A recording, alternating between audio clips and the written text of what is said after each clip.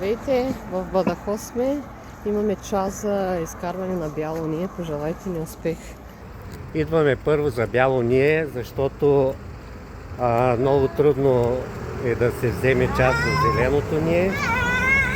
Ние бързаме, защото имам да регистрирам бус, който е с транзитни немски номера, които са валидни до 18 юли. И за това си запазихме този час. Последствие успяхме да запазим и за зелено ние, но си оставяхме часа за бялото. Просто да сме сигурни, ако ни откажат зеленото, да си имаме бяло, за да може да регистрираме буса. Буса, между другото, се продава, ако сте в Испания, може да се свържете. За тези от вас, които също дебнат за час за зелено ние, не искам да правя реклама, затова няма да споменавам никакви сайтове, но аз, докато се опитвах да запазя час, случайно попаднах на един сайт, който се заплаща за услугата. Аз лично платих 20 евро.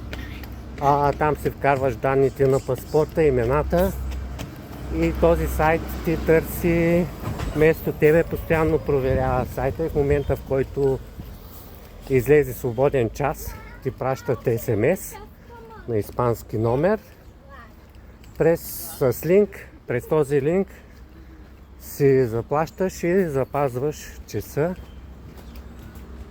Че така направих аз, защото ми беше трудно. Така че ако и вие търсите час за зелено ние, може да се поразровите. Сигурно има много такива сайтове. Не съм така, както казах, случайно попаднах и ми свърши работа.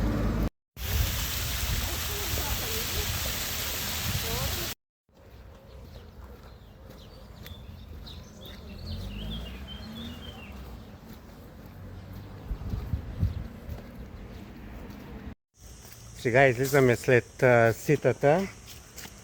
Взехме се бялото ние. Предполагам по принцип, че не е много трудно да се вземе, но все пак сме така развълнувани. В понеделник имаме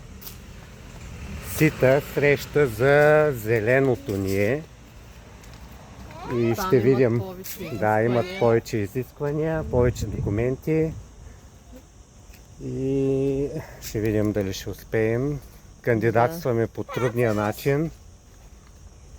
Ще видим. Ето го и бусчето, което трябва да регистрирам.